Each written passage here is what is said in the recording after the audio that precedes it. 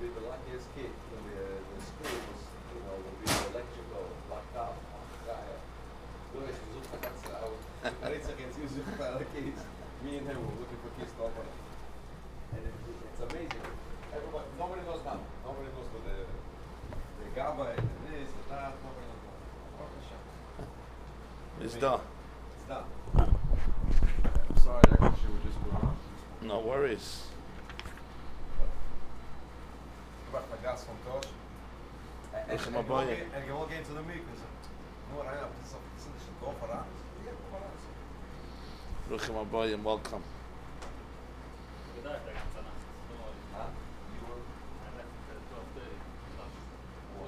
Er hat gefahren eine ganze Nacht. Von Montreal?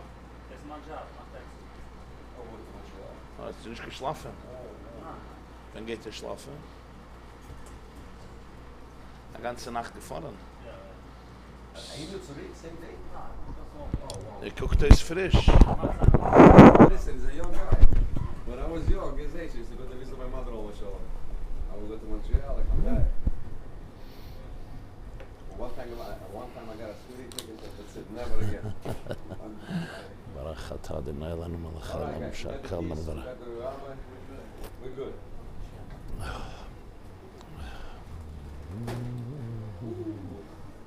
You'll have to tell me what number of a really crucial to Chazar, like 4 weeks away. I like the story about the hund with the tiger. Good, huh? Yeah, with the din tiger, that was a good one. The emphasis, it makes a lot of sense. Everybody loves the hund, but a lion is a lion. No, but they're really involved because the whole concept of DNA, Hillel giving the Garrett DNA was so I'm sorry, what? The cousin what? Hillel giving the Oh. DNA with the mushal to doctors doing the external things, but the DNA gave such a good I wish I could write down some of the sentences about you're doing something, you know it's sense of integration, wholesomeness. That one has to go to book. That one has to go to book. 140, 148, yeah. 148. On top it says Bullock. What's up, Benji?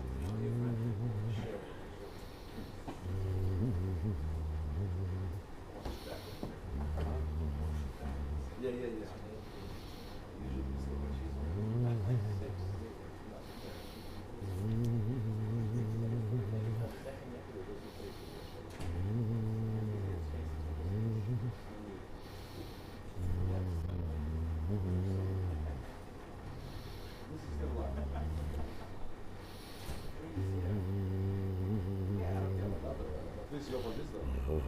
He was down near the middle.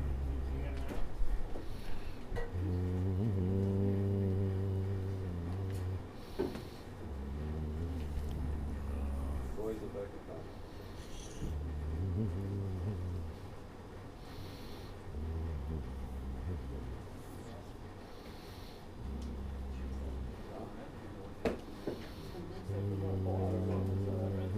I love that picture that you sent of you, your son, your daughter-in-law,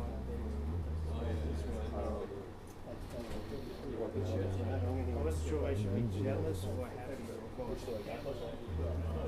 Join us.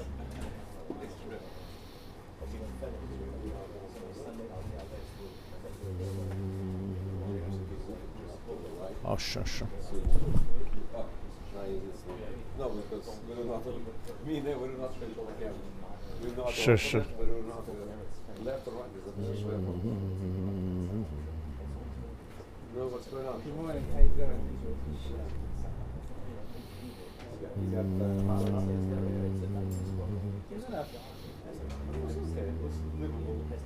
We have air conditioning in my house. Your box, I think we've always had it there. Thank God.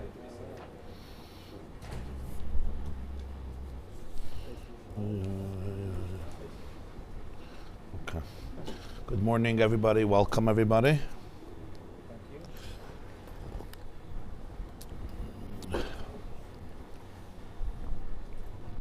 Thank you for opening the doors.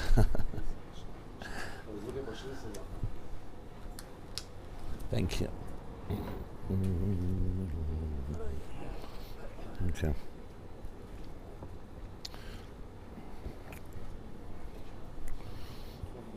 We're up to Perek Hay, page 148. On top it says Balak.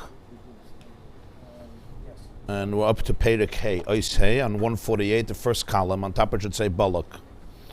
V'zel ma toivu elecha Yaakov.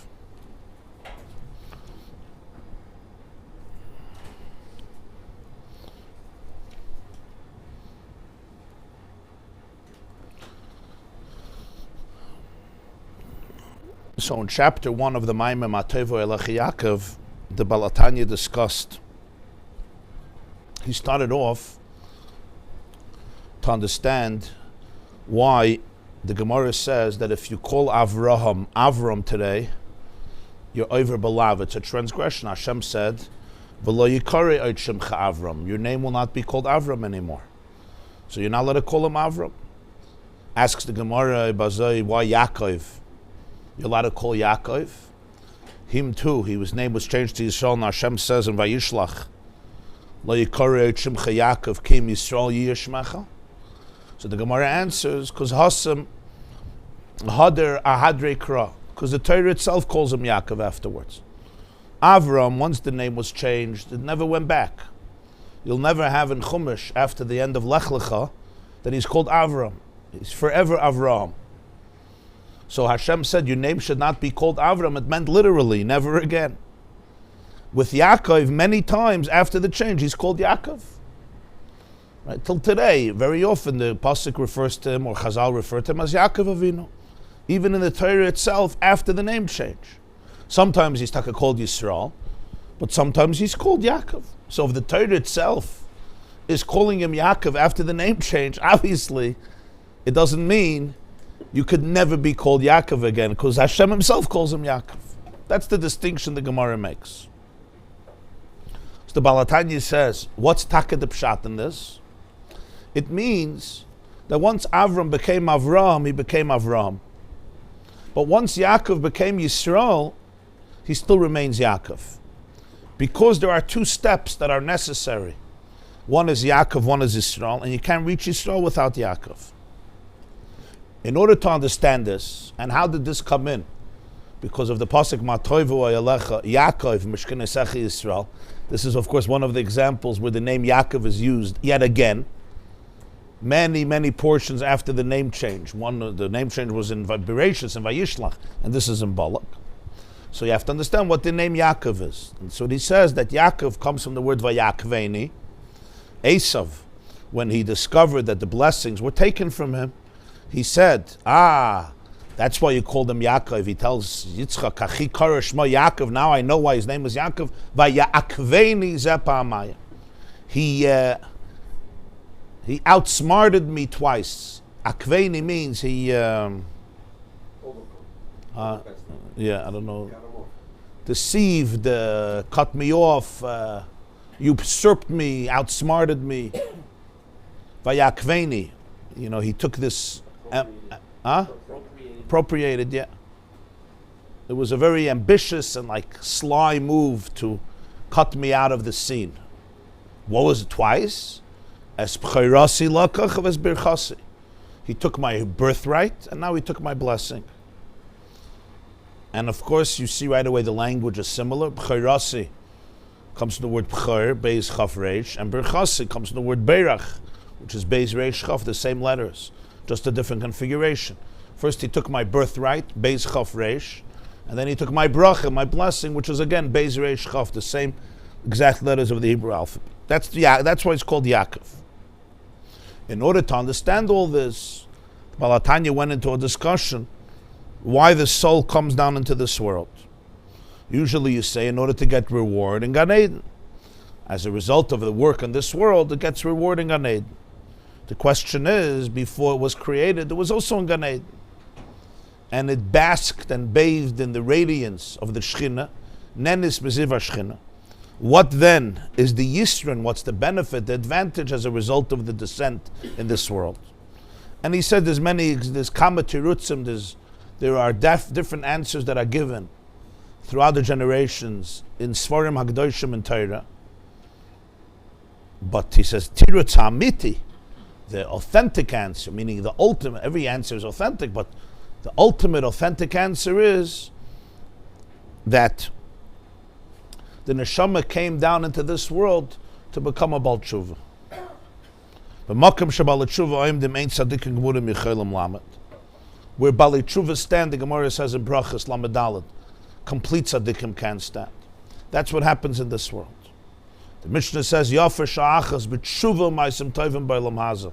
Kol chai olam haba. 1 hour of tshuva and good deeds in this world is superior to the whole olam haba. He starts off with tshuva, because what happens in this world is the neshama is transformed from a tzaddik into a bal tshuva. In heaven, the neshama was a tzaddik, not just a tzaddik, but a tzaddik gomer. Because the soul, before it comes into the body, as he says, is obviously in a state of tzaddik gomer.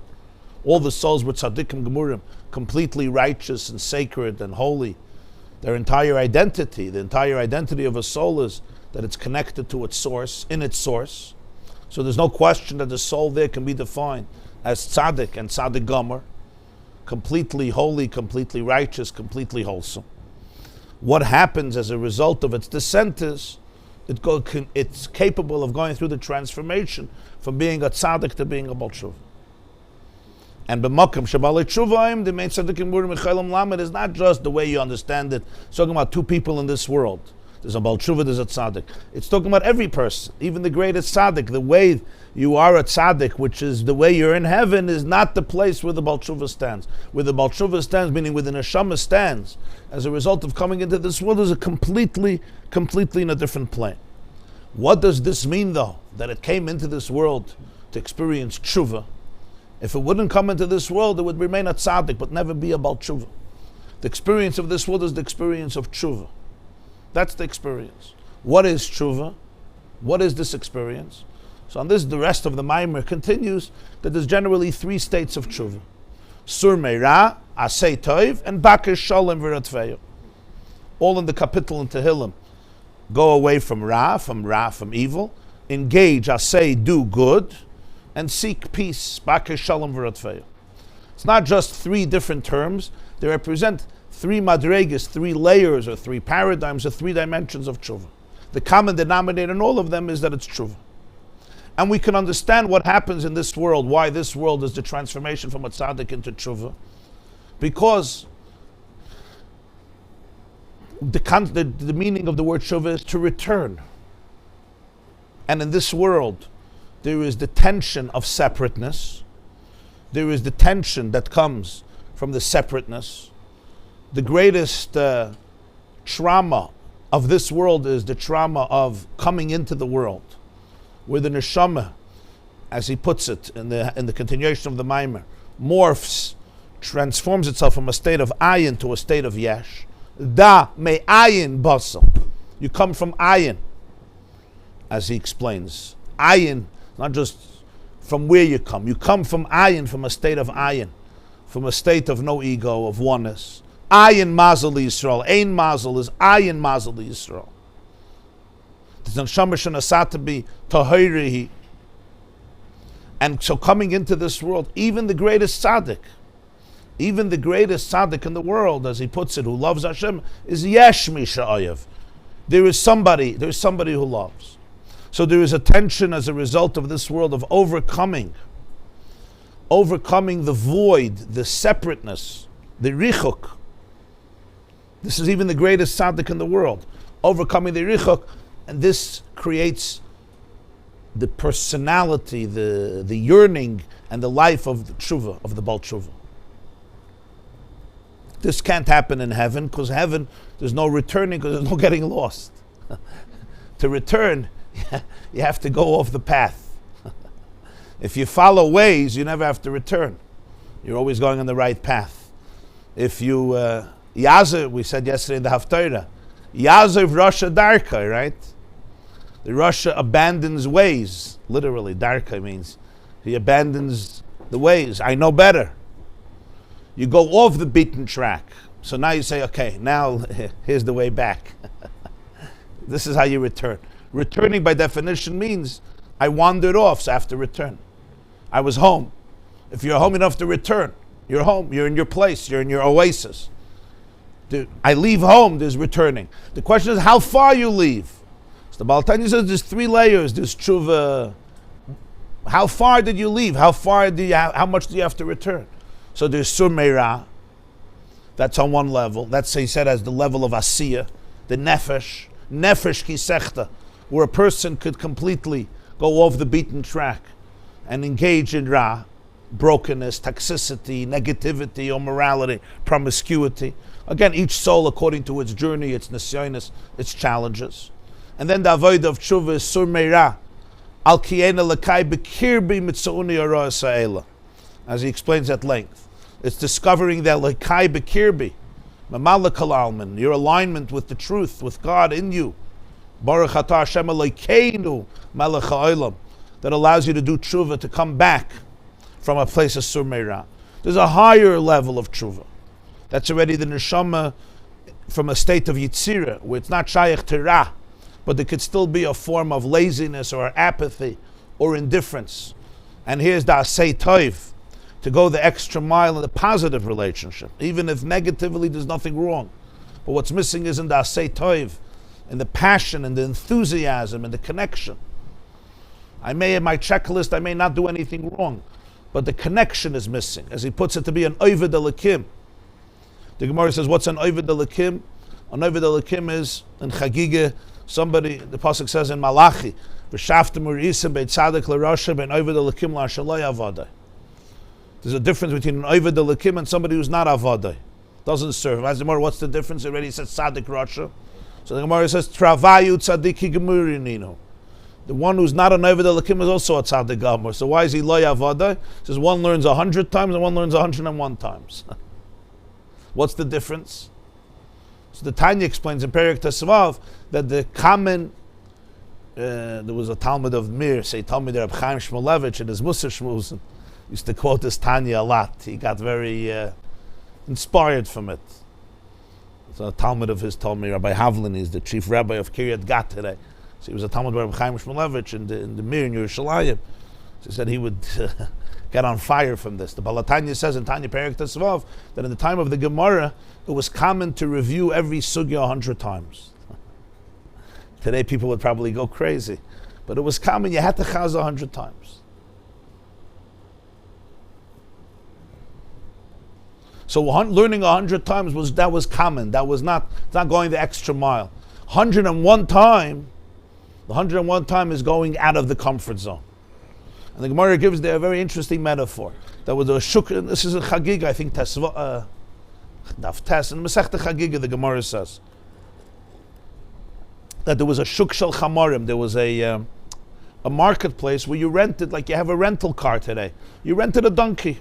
Today you rent a bike, you put in a quarter, you take a bike, or you rent a car, you take a taxi. There was a shuk shel chamarim, you rented a donkey.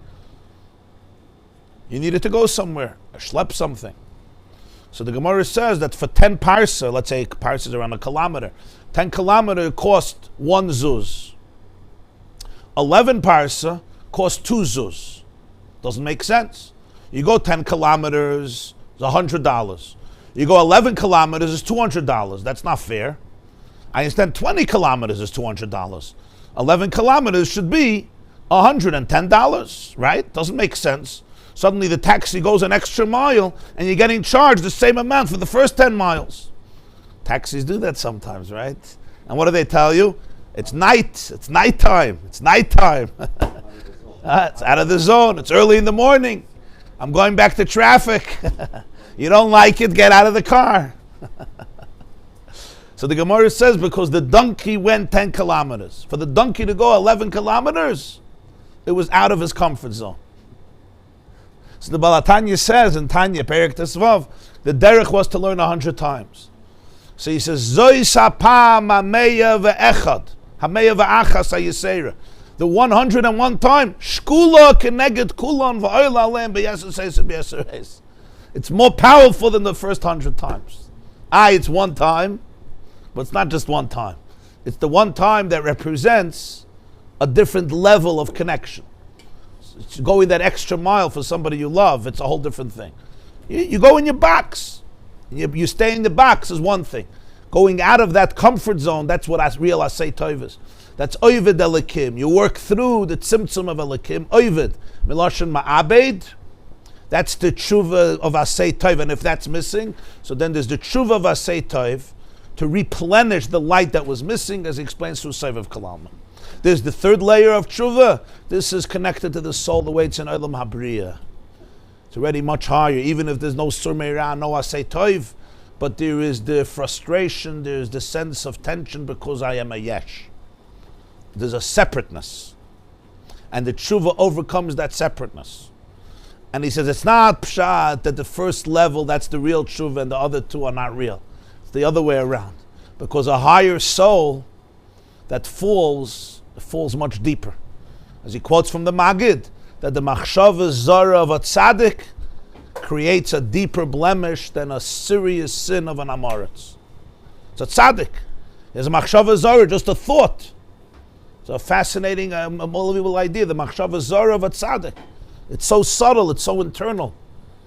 But it can have nuclear power because of the highness, because of the loftiness. So therefore, me igre ram, somebody's on the high igre, it says on the top of the peak of the mountain, the fall is much deeper, like the fruits on the top of the tree. When they fall from a storm, they fall much further away from the tree than the fruits that are in the lower part of the tree. That's why the Zohar says, Ki Adam Eitz HaSada, we're compared to the tree. The Adam is the Eitz HaSada, and this is one of the examples of the comparison. The fruits that are higher, when they fall much lower, much further. So the nefillah of a higher soul, of a deeper soul, is much deeper. Even though the nefillah over there means something else, because it's much more subtle, it's much higher. So that's why the Maggid of Mezritch said that the machshava zaris of a tzaddik can have a greater begam than the avoynes chamurim of Amayaretz. Sometimes you look, it's just, I'm a tzaddik. He has a little machshava zara. Internally, there's a little thing. We know that sometimes the most dangerous diseases are things that are not visible, they're internal. When things are external, it's on one level. Something is sometimes very, very deep inside, it's not noticeable. You need x-rays, sometimes the x-rays don't pick it up, so you need an MRI. Sometimes the MRI doesn't pick it up yet. It's very, very internal, it's not visible.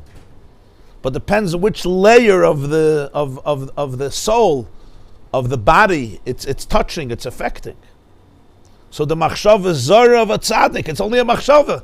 It can have a deeper pagam than a serious, concrete sin of somebody who's completely not a tzaddik. So the tshuva on each level is a very serious one. Sur meirah asay tov, and the third one, which is beyond mitzvahs, it's bakir shalom, it's represented by Torah. Because Torah is mashal hakadmoini, kadmoinoi shaloilam, it's a metaphor that concretizes, that brings down kadmoinoi shaloilam, Hashem's essence, beyond soiviv, beyond memale, where the two can become connected, and therefore there can be tshuva, that even here on earth, one can be completely one. That's the tshuva on the third level, to be able to return from that richuk. So Bissel Chazara, refresher, since a few days past.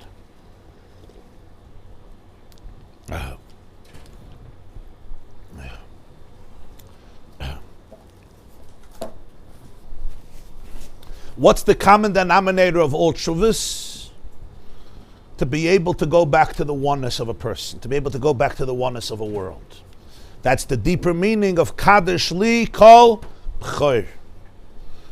B'chor are the first letters in the alphabet that represent duality. Not oneness, but duality. What's a b'chor literally? A b'chor literally is the firstborn son. You can't have a firstborn son if you don't have a father and a mother. Right? I believe, no?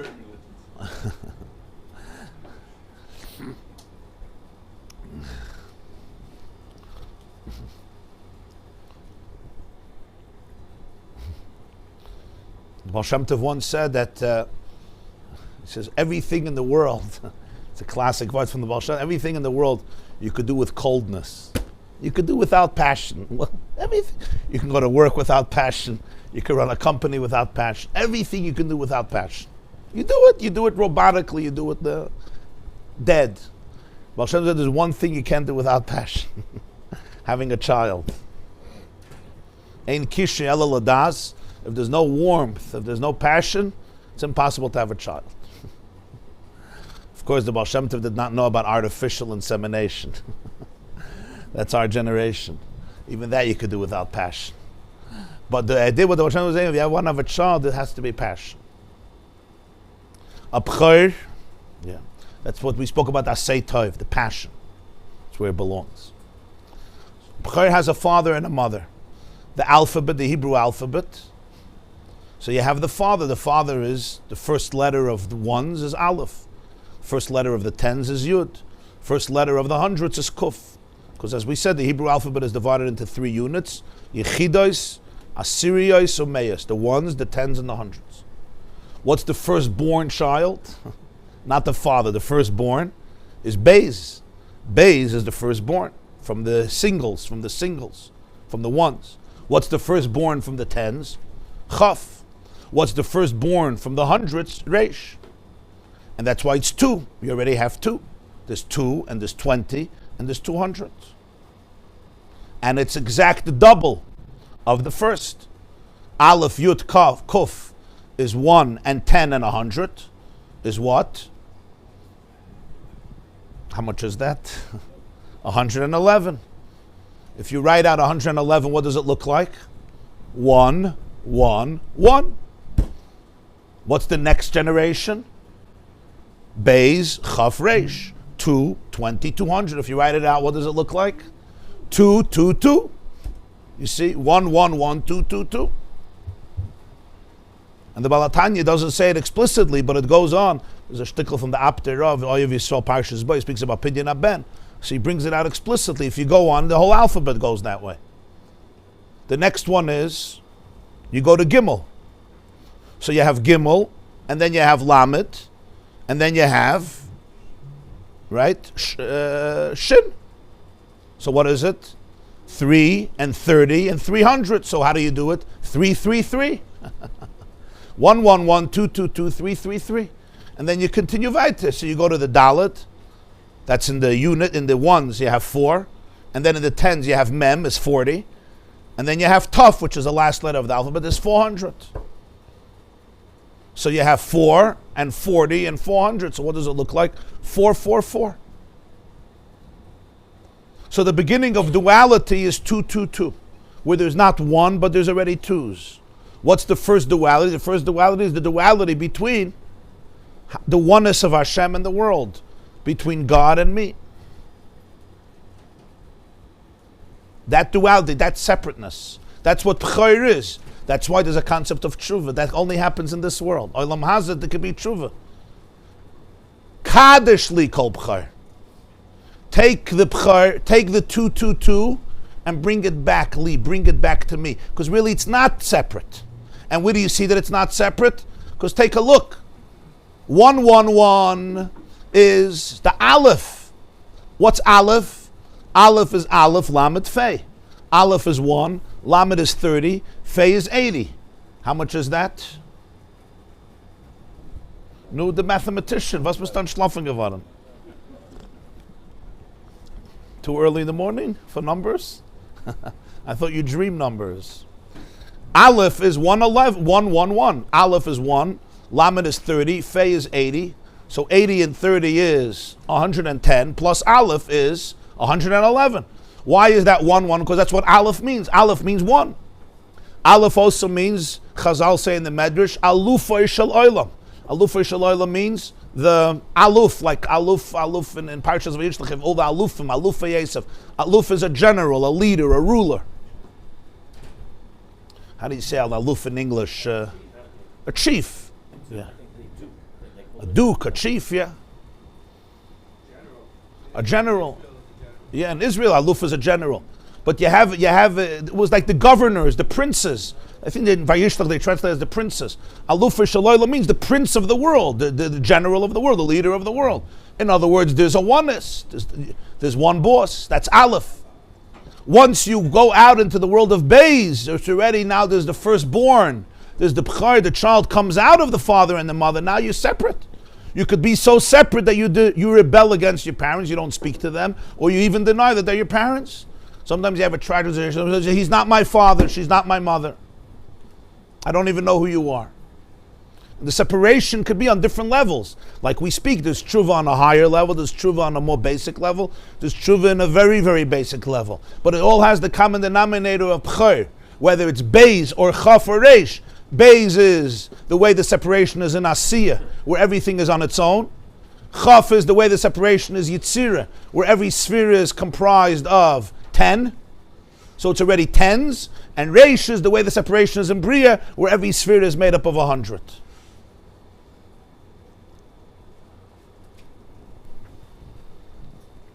If you'll take a... Rabbi Avram did this last time during the shin, and he showed me his picture. He came afterwards. So if you take a page and you make dots, you just make dots. You make 10 dots. So what do you have? You have dots. If you have 1 point, you have 1 point. If you have 10, so you have a line of 10 dots, whether horizontally or whether vertically or horizontally. If you'll have 100 dots, you make 10 and 10 and 10 and 10, it's suddenly going to look like megapixels, what they call, and you'll already see a picture, you'll see an image. And all pictures, that's what a picture is. A picture is basically the megapixels, all the pixels coming together, it creates a picture. The higher it is, in reality, the lower, the more detached from the oneness, you don't see the big picture. Things are isolated. The more up you go, you see the more interconnectedness until you see the whole picture. That's why in Olam Hasi he said every sphere is a nekuda. Chesed is chesed, Gvura is Gvura, Tiferes is Tiferes. In Olam HaYitzira already it encompasses 10. So each one is made of 10, so you have 10 points. And in Olam HaBriya each one is encompassed of 10, but each one of those is encompassed of 10. So you have 100, so you have the whole picture. So it's Beis, Chaf, Reish, but it's all twos. And then there's the tshuva of Kadesh Li Kol B'chor. Why is the focus of Yetzias Mitzrayim on B'chor? Because the Egyptians, the B'chorim Mitzrayim, were killed for the B'chorim of the Jewish people to be redeemed. What does that mean spiritually? The Egyptians, what was their philosophy? They detached 222 from 111. In other words, if you recognize that there's a prince to the world, that means everybody's connected. So I can't abuse another person. I can't take another person's child and throw it into a river. I can't subjugate you to me. What allows me to subjugate you as a slave? What allowed the Egyptians to do this? What allowed the B'chorim Mitzrayim, who used to subjugate and torture the Jewish people? Where does this philosophy come from? That the 222 is completely separated from the 111.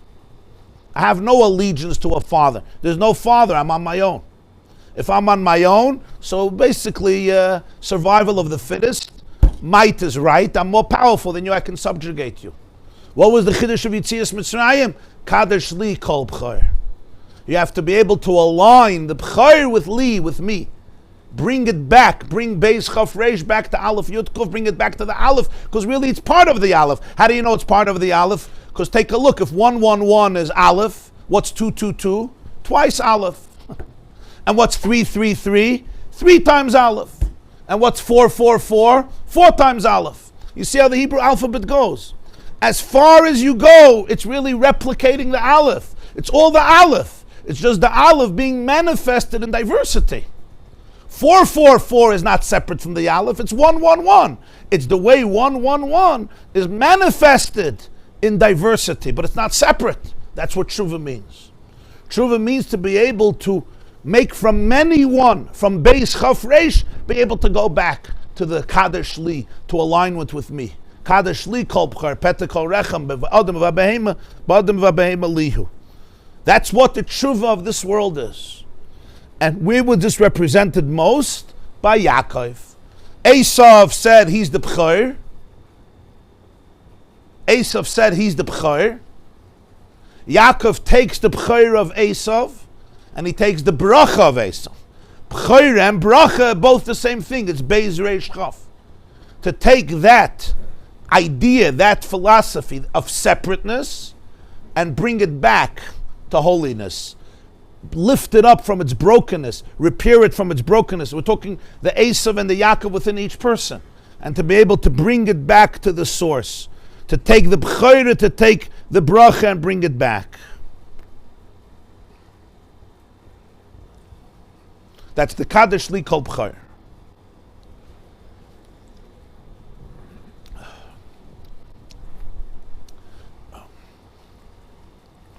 Based on all this, he now comes to the conclusion. Pedekei. V'zel ma toivo elecha Yaakov. Now Bilam says, how good, ma toivo, how good are your tents, Yaakov. Mishkanei Sechi Yisrael, your dwelling places, Yisrael. And as we know, this is such a vital poem of Bilam that 365 days a year, we begin every morning's davening with this pasuk. You come into shul to start davening, the introduction of davening, you start off Ma Toivu Elecha Yaakov Mishkanei Sechi Yisrael. Before Adonai Olam, before the Akedah, before the Karbonos, before Hoidu Baruch Shamar, we start off with this pasuk. Why from everything that we choose a pasuk from Bilam? Because apparently this pasuk captures very fundamental idea. Pirush Habeis Tshuva Shel Sur Meirav Asei Tov Himchinas Yaakov. The first two layers of Tshuva, Sur Meira and Asei Tov, that's represented by Yaakov. Yud Ekev. Yaakov is a combination of two words. Yud, the letter Yud, and Ekev. Ekev means the sole of the foot, the bottom of the foot. And the reason he was called Yaakov, it says why? Because Yodoi, Oichezes Ba'akev Esav. Literally it means his hand was holding on to the heel of his brother Esav, who was coming out first, and he was trying to chap him on. That's the Ve'akveni Zepamayim. Yeah, already you're saying a third time in the womb he was already trying to hold on to him, but that Esav didn't know about. That Esav didn't know about. That everybody else knew, but Esav was a baby. He was an infant, so that he didn't know about. He probably asked around why his brother's name is Yaakov, why they would name his brother a heel. It's a strange name for a brother, right? Heel. So they probably told him the story. But Vayakveni Zepamayim is later in life. So he's holding on to his hand. In other words, there's something he wants to get from him. But the Yodoi Chedes Ba'Kev Esav is also a remez. Yodoi is the same letters like Yud. The letter Yud is Yud Vav Daled, which is Yodoi.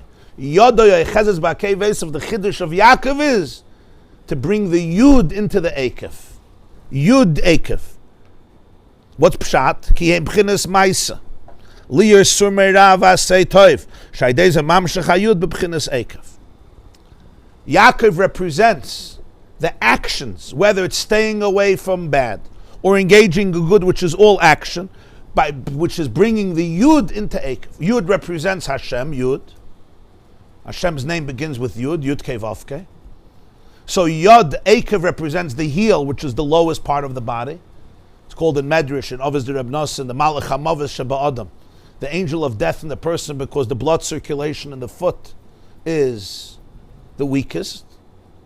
So Yud, as people who Chalila deal with diabetes, usually the first part that's affected is the foot, because the blood circulation on a good day over there is because of its distance from the heart, it's a smaller blood circulation. So obviously Reb Nosson calls it Malach HaMavis Sheba Adam.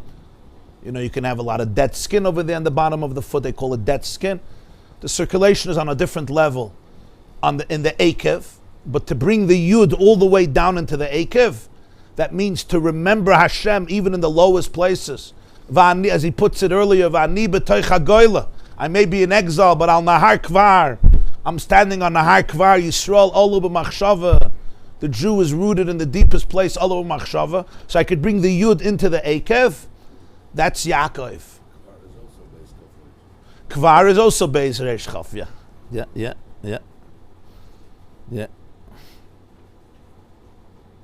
And Rechev Elakim Riboy Sayim, he brings, Tzemach Tzedek brings in the Hagos, yeah. V'gam Yaakov b'chol makam hainu zayin tachtoinus. In Kabbalah, Yaakov always represents the 7 midas. V'Yisrael lirosh. Yisrael is a combination of 2 words. Yud, sin, Reish, Aleph, Lamed. You have Li, Lamed, Yud. And the middle letters is Rosh, which means a head to me, or my head. Hupchinis moichin. Gimel Rishoinus. The first 3 of the Sfiras Chachma Ben Das. Moshe Kossabel Lekut Torah, Seif Parshas Vayetze. This is Lekut Torah from the Arizal. The Arizal has a Sefer Lekut Torah in the end of Fire Vayetze. Because when the Balatanya said the Maimah, he wouldn't say Lekut Torah Parshas Vayetze. V'hine B'chol mokem hazayin tachtonis nikrois b'shem Yaakov, v'zayin tachtonis ubchinas ruach v'nefesh, v'gimel rishonos u'neshama. This is what we explained, that the first two levels of tshuva relate to the nefesh and the ruach. The third level relates to neshama. The first two relate to Asiya, Yitzira. The higher is Neshama, that's already Yisrael. Valkain, Beis Tshuvas HaRishon is the Nefesh V'Ruach, Hem B'chinas Yaakov. V'zeva Yakveini Ze Pa'amayim, Hainu Beis Tshuvas Hanal. It says Yaakov outsmarted me twice. What's twice? Twice is the tshuva of Sur Meirah and the tshuva of Asay Tov. There's the B'choira and the Bracha. Yaakov outsmarted me twice. He took away from Esav, both on the level of nefesh, on the level of ruach, to realign the duality of existence with the oneness. V'nikra Oyalecha. That's why by Yaakov it's called Oyalecha, the tent. Because Oyel ubchinas makif. A tent encompasses you, like you sleep in a tent, it's around you. Let's remember the first two layers of tshuva represent mitzvahs. Sur meirav asay toiv. And mitzvahs are mamshech. They bring forth makifim, the divine energy that encompasses the person and the world. Aval adayin ein mislabish b'seichi b'pchinas pnimiyis mamish shalayoisam shacha b'pnimiyis mamish u'adei haTorah. But mitzvahs don't create the hamshacha, the communication, in a way that is mamish internalized. This is Torah. Because the difference of mitzvahs and Torah is mitzvahs are called levushim and Torah is called mazor. The difference is garments also impact you. They encompass you. They're around you. You're dressed up in them, but they don't become you. Mazor in food, you are what you eat. It's converted into your bloodstream. A person learns Torah, as he says in Tanya and Perek Hey, and in many places, that Torah is digested. It's ingested within the person. That's called pnimiyus. Zayin Tachtonis versus Gimel Rishonos are the spheres. From Chesed through Malchus are called Zayin Tachtonis, and Chachma Bina Das are called, or Keser Chachma Bina are called Gimel Rishonos.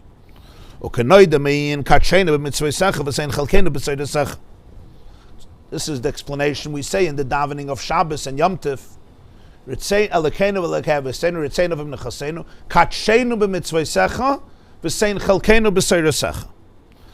Literally, it means sanctify us with your mitzvahs and give us our part in your Torah. But there's a deeper explanation. Shadeha mitzvahs nasa b'chinas kiddushin. Katshenu b'mitzvahsecha.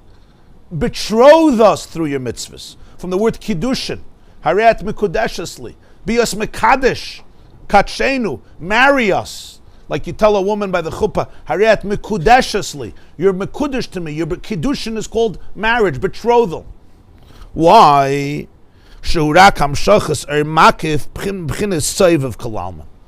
He says rak. It's nicht as a rak. Huh? Yeah, very good. Kamay tabas kiddushin. That's the ring. How you mekadesh b'tabas. Why a ring? Because a ring represents soiv of kalalman. That which encompasses. A tabas is a circle that goes around the finger. So that represents spiritually an makif from a place of soiv of kalalman.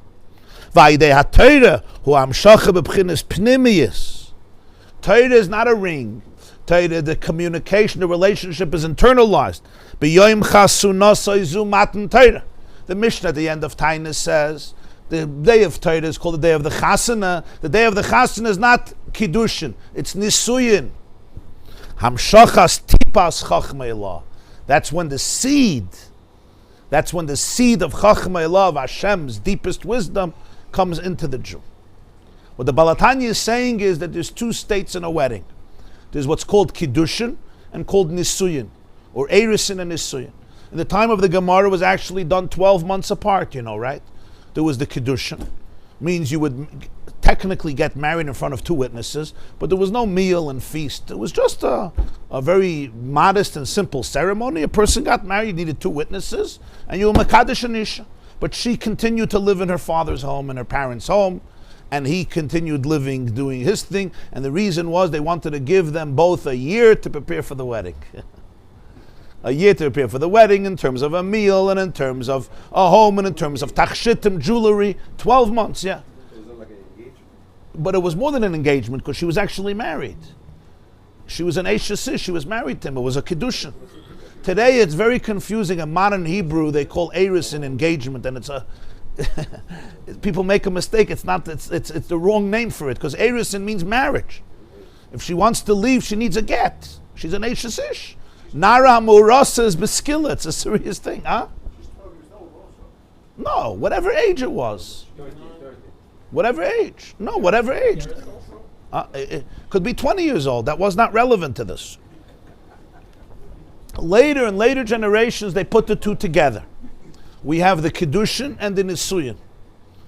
There were different reasons for it, positive and also not positive, but they put it all together. So today, under the chuppah, you have both. And because you have both, it used to be there were Kiddushin, and then 12 months later, you brought a chuppah, and you did Sheva brachas, and you had a ksuva, and you made a meal, and you went home together, and you started to play house, as they say, and build Be'ezer Hashem, build a family. Today we do everything together under the chuppah, and we take a break. And the break is the ksuva. The reading of the ksuva is the break between the erisin and the nisuyin. So the beginning of the chuppah is the kiddushin, he's makadesher, and they make the bracha, right? Asher kedeshanu mitzvayse v'tzivanu al ha'arayis v'hitel lanu asa nesuas lanu, etc. Asa lanu asa rusas v'hitel lanu asa nesuas lanu aydei chuppah v'kiddushin mekadesh am Yisrael. That's birchas kiddushin. You're doing a mitzvah. Then they take a break, they read the ksuva, that's just because to make a break. And then comes the second part, which is the Sheva brachas, which already belongs to the Nisuyin, and the Yichud room, which belongs to the Nisuyin, and the Chasen, and going home. What's the difference between the first two? So the Baal HaTanya says the difference of Makif and Pnimi. In the first one, he places a ring on her. Halachically, you don't have to have a ring. Halachically, Isha niknis b'shalosh drachim, b'kesef, b'shtar, b'biyah. You could do it with money, you could do it with something that's worth money. The source of a ring comes from Kabbalah. In fact, in Shulchan Aruch, it says, Mekadesh b'kesef or b'shavah kesef. The Ramah writes in Even Ezer, V'nagu Yisrael, Jews have a minig to use a ring, and the Ramah says, and this comes from Zohar. In Shulchan Aruch, the Ramah says clearly, Yesha, his Lashon I think is Yeshal Zatam b'tikunei Zohar or something. The reason for this is from Zohar. That's the Tabas Kiddushin. Later, when they come home, this is when there could be the unity, the physical unity. What he calls Hamshachas HaTipah. Hamshachas HaTipah means that the seed of life could now be developed from the husband and the woman and the wife, and hopefully a child can be born from this. What does this represent spiritually? A ring is an makif. It surrounds her finger. You'll also see by a chuppah, he puts a ring on her and she goes around him 7 times. Also makif. There's his makif, there's her makif. That's katshenu b'mitzvah secha. That's kiddushin. V'sein chelkeinu b'sareh secha. This is called chelkeinu. Torah is different. Torah is not just the ring encompasses you. Just like by nisuyin, when they're living together, there's a part of the husband that, so to speak, not so to speak, mamish, is internalized in the woman. That's how a baby grows. That's how a baby develops, from the relation between the seed and the egg, between the sperm and the egg, creating an embryo. That's not a hamshacha of makav, that's hamshacha of pnimius. Literally, the internal dimension of the husband and the internal dimension of the wife connect. What is this in spiritually? Katshenu b'mitzvah, mitzvah is like kiddushin. Every time a Jew does a mitzvah, there's an oira leki, there's a divine energy that encompasses him or encompasses her. Like the ring. It's a kiddushin. Marry me through the mitzvah. Kiddushanu, katshenu, it's a kiddushin. Asher kiddushanu b'mitzvaysav is not just kiddushanu, he sanctified us. Kiddushanu, he was mekadesh us through the mitzvahs. It's an inyan of kiddushin. That's what he says many times in Likkutei Torah already. In Tanya Perik Memvav, kiddushanu is, he was mekadesh us through the mitzvahs. And kiddushin means you become a husband and a wife. But what's the definition of a husband and wife in kiddushin? That there's an makif. In other words, there's a certain energy that encompasses both of you that you call the husband and wife. But that's not enough. Now you have to have the second stage. What's the second stage? The second stage is pnimius. V'sein chelkeinu b'soira secha. In your Torah, we should find our part, chelkeinu. V'sein chelkeinu b'soira secha. And it has to be our part. It has to be it can't be your part. Because that's what pnimius is. Pnimius means it goes into me. right? If I'm teaching somebody Torah but they don't understand it, then they didn't learn. Why? Because it went into me but not into you. It has to go into you. Our part in your Torah. Everyone has their chelik in Torah. Everybody has their way of understanding it. Everybody has their contribution that they make to Torah. Every person based on their mind, based on their soul. It's a hamshacha pnimis. That's why he says, hamshachas tipas chachma ilah. What's the connection to the tipa? The seed of life is rooted in Maya Cha'av, in the brain of the father. The Gemara says, Ein kishri ela ladas. As I said before, the seed of life can only be communicated with awareness, with conscientiousness, with concentration. Ein kishri ela ladas. There's das. The origin of the seed of life doesn't begin with a physical substance. It begins with consciousness of the person in a very deep place. And then it evolves into the seed of life, which can then be absorbed by the woman and ultimately develop into an embryo. Which is why in that seed you have everything. You have the soul of the person there. You have the deepest part of the person. That's how the jinim, what we call today in science, the DNA of the father forms a child. It's not like other things. I can give a speech a whole day and say that hopefully very nice and brilliant things, but that's not DNA. From that a baby is not born. The tippa is mamish, the pnimius hanefesh. It's etzem hanefesh. And by the way, parenthetically, that's why the halacha, that's why Torah is very sensitive to how a person treats that part of themselves. People don't understand often these areas. They think that stam halach is trying to spoil fun. It's not. On the contrary, the halach is sensitive to the deepest part of a person, how it's treated. That it shouldn't be levatala, it shouldn't just be seen as nothing. It's not drinking a can of Coke, it's not having a cup of coffee. This is where the person's DNA comes out, and the DNA, that's the etzem hanefesh. From here, a child, this is where your imprint on the child goes. We have the genes from Avram, Yitzchak, and Yaakov, Adam, and Chava. This doesn't change after 4,000 years. We are still our grandparents today. You want to see your Bubba? Look at you. It's not a spiritual truth, it's a scientific truth. You don't need it. This is the truth. Today we just know it more and more.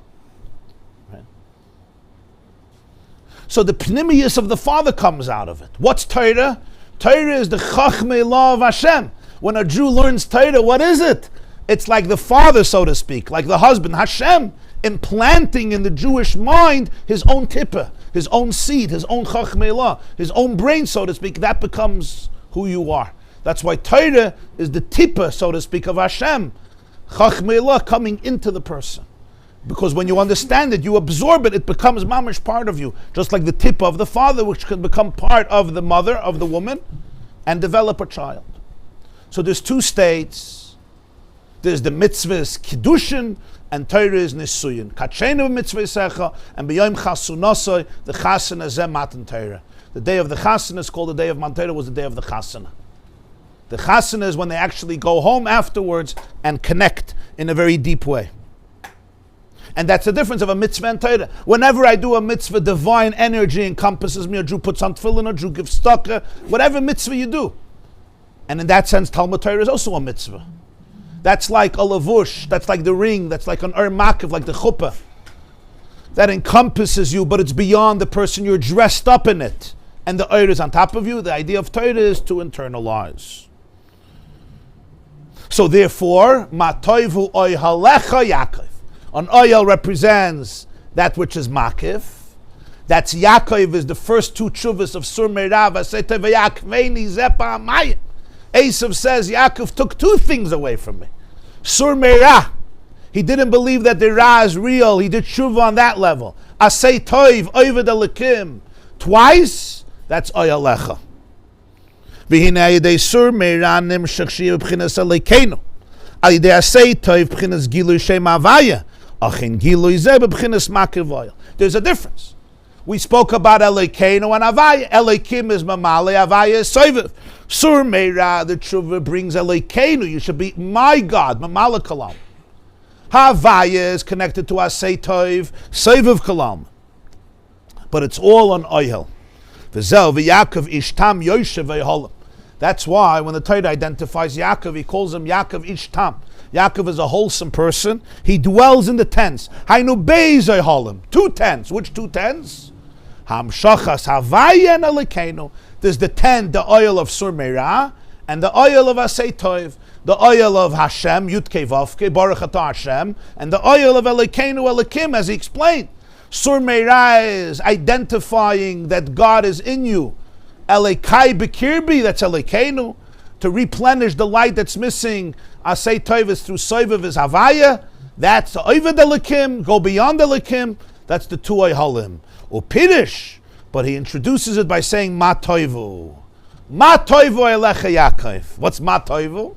Hainu k'shebabchinas ma u'bittel ve'einei nida liyesh. Says the Alter Rebbe. Ma Toivu. You know when it's good? It's good if it's in a state of ma. Ma is koyach ma. What's ma? Ma is what? Koyach ma is chachma, right? Ma, Moshe said on himself, V'nachnu ma, what are we? Kisalinu alav. Ma is something you say, what? Ma. Ma. Represents the concept of bittul ve'enoi nira liyesh. The curiosity, the inquisitiveness to say what represents a humility. It's the humility of wonder. And that is ma toivu elecha Yaakov when it's in a state of ma, mem hey, a state of bittul humility ve'enoi nira liyesh. He doesn't emerge as an egotistical person, It says in the Haftarah last week, the Haftarah of Balak, right? How does it end? Ma Hashem Elekecha, what does Hashem want from you? So he says, to do good. Hatznei Alechas im Hashem Elekecha. What's Hatznei Alechas? To walk modestly, discreetly with God. Im Hashem Elekecha. Azayhem toivu. Kediksiv ki toiv. Amru Razal ki toiv ligna is haina b'chinas Hatznei Alechas. It says in Bereshis, the first day Hashem created light. Vayar Elokim esa'or ki toiv. Hashem saw that the light was good. Yeah. So Chazal say, what does it mean he saw it's good? It's good to hide. Ki toiv lignois. So Alter Rebbe says, what makes something good? When it's without yeshes. When it's lignois, when it's without yeshes, that's what makes it good. What makes it ma toivu? What makes something toiv? When it's ma. When there's no yeshes. A person could do a mitzvah, a person could do things, but there's that sense of arrogance and pompousness and being bombastic, even if it's in a more subtle way. But the real thing is when What does that do with it's concealed. It's hatsnei alechas im Hashem Elekecha. It's with sneas. It's discreetly. Why? It's not just not to flaunt your own horn. The point is much deeper. It's talking about tshuva. Tshuva is coming back to oneness. Whenever you come back to oneness, there's no yesh. There's oneness. That's what tshuva. Tshuva means bringing back the b'char to oneness. So there's no yesh. There's oneness. That's the difference. In other words, sometimes you speak no ego because it's a disgusting thing. But deep down you have an ego, just nobody sees it. Here we're not talking about the outer ego. That's a davar pashut. That's discussed in a lot of svarim. Here we're talking about the inner ego. The ego that's deeper, that's hidden. But that's what you want, the real hiddenness. In other words, the real ayin. Yeah. Okay, so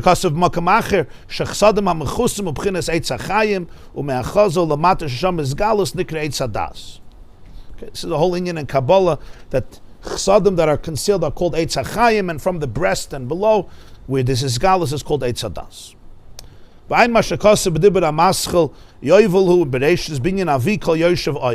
you have Mishkanoi Secha Yisrael. What's Mishkan Pirush? Shebebchinas Yisrael u'shoichin bebchina pnimis mamish v'loi bebchinas oyel u'makif levan. Oyalecha is a tent. Mishkanoi Secha is where he dwells, like V'shachanti. I will dwell. Mishkan. He dwells there. He comes into it in an internalized way, not just an oyel. We send the past in another mind of bias still has a midah. Avada. Like it's not muzzled still. Right. But that's what he's saying. That's the difference of oyalecha mishkanei secha. Oyel represents like a bias. It's makif. Mishkanei secha means that which is shoichen in you. It dwells in you. So here Mishnah is real like muzzled. Right. V'hainu aidei esa katayra. K'mayim razal. This is what the Gemara says in Brachas. Mishacharav beis hamikdash ein la kodesh baruch hu boi lomel adal ramesh shel halach. Where was the Shechina in the Beis HaMikdash? When the Beis HaMikdash was destroyed, the Gemara says in Brachas Davov, Hashem has in the world only Dalet Amas Shel Halacha. That's the substitute of the Beis HaMikdash. That's where there's V'shachanti B'soichem. That's where he dwells. In Dalet Amas, the 4 cubits of Halacha, that's where you'll find the Shechina. Not just in an encompassing way, but in an internalized way. Nimtze Sha'atoyre Ibchines Hashra Pnimis K'may V'shachanti B'soichem. V'zau inyan Yisrael li roish. That's why Yisrael is my head. Sheberoishu gilui hamoichin. In the head is the gili of the moichin. That's the awareness, the brain, the mind. As he said earlier, the mitzvahs represents Eivarim Chitzayim, and Torah represents the brain, Eivarim Apnimim. Yisrael li roish. That's Dalet Amas Shel Halacha Torah, which creates the Mishkan Yisecha Yisrael. Uklalis Chiyus HaNefesh B'Bchinas Pnimis. The brain is the place where the entire life of the soul rests. It's a central nervous system. In the other limbs, it's more makif kamei machshava she meir gam beregel. The thought, the brain impacts also the foot. The moment you want to move your foot is going to move. It doesn't take any time. It doesn't take a long journey from the head till the foot. You want to move your foot moves. Why? Because there's a connection. The thought ultimately illuminates even the leg.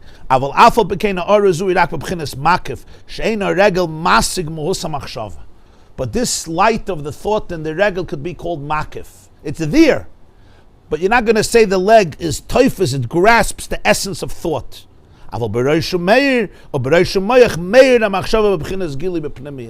That's the place where you grasp the thought. That's the mind, the brain. Through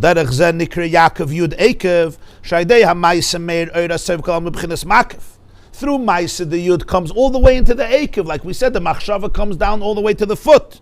Through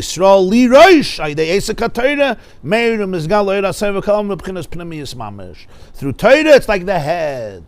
In other words, you can be toifus. The head is aware, it comprehends, it understands. That's why he says, your name shouldn't be Yaakov, it should be Yisrael. Ki sarisim elikim. What's pshat sarisim elikim? You prevailed over elikim. Pidush, shel mistared al shem elikim. He rules over Shem Elikim. Al derech vatigzer oimer vayakam tzadik goizer keniskir inyan bezoyer chele gimel vayinu ki Shem Elikim ubchinas magen l'Shem Havaya. Elikim is a shield for Havaya. Vaydeya esik b'Torah goyrim shalayiyah cholol u'masach mavdil. Torah makes there shouldn't be a separation between Elikim and Havaya. Ki kol esik b'Torah kadosh baruch hu koyre v'shoyne kenegdoi v'alkeinu b'bchinas ki sarisa.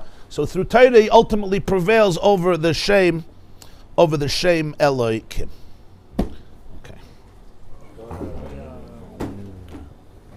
In case you didn't hear, Leila's father passed away in Levaya today at 1 o'clock. Oh yeah, I didn't know. Shiva Torvadas. It's your schedule. 1 o'clock to Torvadas.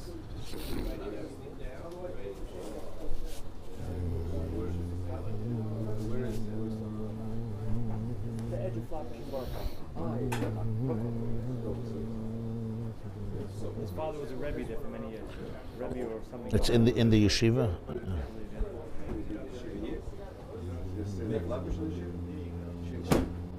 They're going to Eretz Yisrael. I mean, the burials in Eretz Yisrael. So high 80s.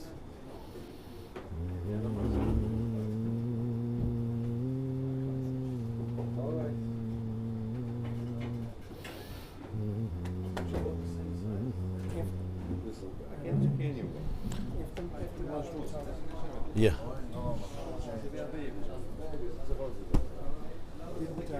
The next act after that, didn't they say now go home and go into your tents? Yeah. So that's the idea. No, but he's a general. I thought he was a captain in this house. He's a general. After Matan Torah, Hashem said, "Go back to your tents." Shuvu lachem la'oyalechem. That completes the matter. Yeah. But now bring it down into a physical Yeah. level. Yeah. Yeah. There's always both states in marriage. The makif and the pnimi. The makif represents that, I would call it the commitment, the overall commitment. I'm committed to you, you're committed to me. We're bound by something that's greater than both of us. We're bound by something that's greater than both of us. It's a commitment to an institution, to a relationship, to a life together. It's not about me, it's not about you. It's about something that transcends both of us. That's the first step. Because without that, it's a very flimsy commitment. It's like, okay, today I'm in the mood, tomorrow I'm not in the mood. It's living together, right? Marriage is not living together. Marriage is, we're now married. In other words, we enter into a relationship with something that transcends us individually. Let's call it the institution of marriage, the sacredness of marriage. Kiddushin means sacredness. But that's not enough yet. Now there's also the development of the personal connection. Ptimius, where they share a life together, physically and also emotionally. The part of you comes into me, a part of me comes into you. There's the sharing, there's the inner connection. But there's always both, so you always have both states. There's the Kiddushin and there's the Nisuyin. And both are vital, because if you have the first without the latter, it's a commitment, but we could still be separate people. We're just married. We're just committed to marriage. You sometimes have that. If you have the second without the first, so there could be a lot of connection, but ultimately when it hits a wall or a challenge, you say bye-bye. So the combination of both is very critical. One is by definition makif. It transcends you. It's not about you as an individual or you as an individual. That's the whole point. The point is it's something that we're both committed to that's beyond ourselves. That's why it can outlast the storms. On the other hand, you want the personal relationship, the pnimius.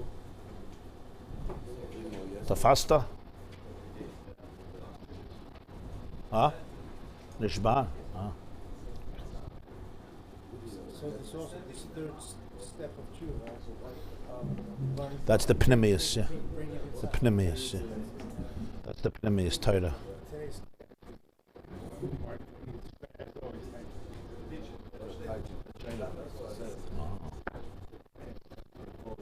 Asher kedushanim b'mitzvos. It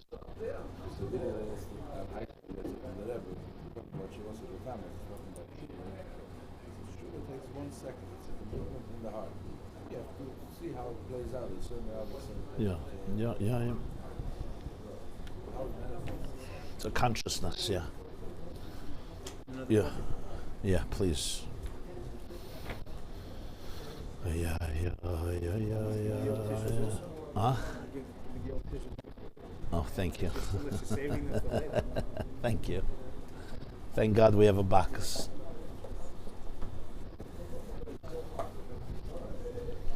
Good morning. Okay. We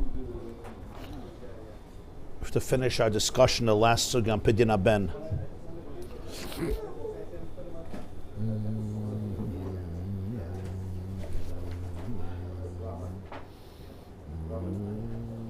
What's the union? He says, a tzaddik comes down and he has to become tshuva. It's like you're taking your son and you tell him, okay, now you're going to do the beaches, you're going to go under the buildings, you're going to do foundations, look at the shmutz.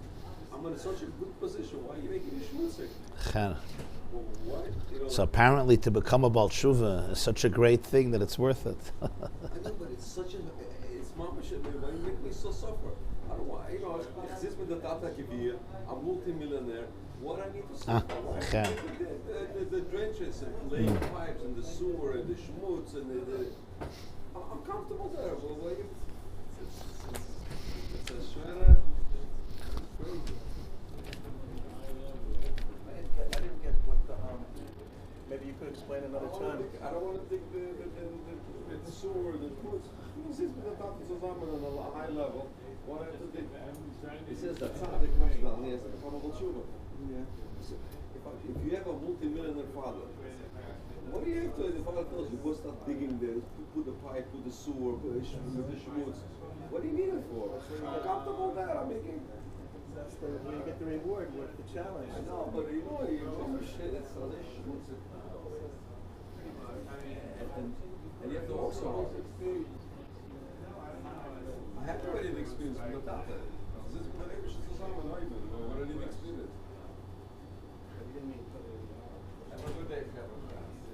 Don't overwork the work.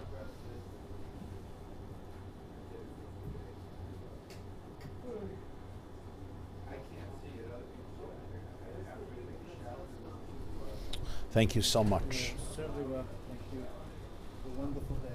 Success A lot of atzlacha. Amen. Amen. We're going to go to Reb Chanina's Gana Koyanim. Reb Chanina's Gana Koyanim. Yudalit.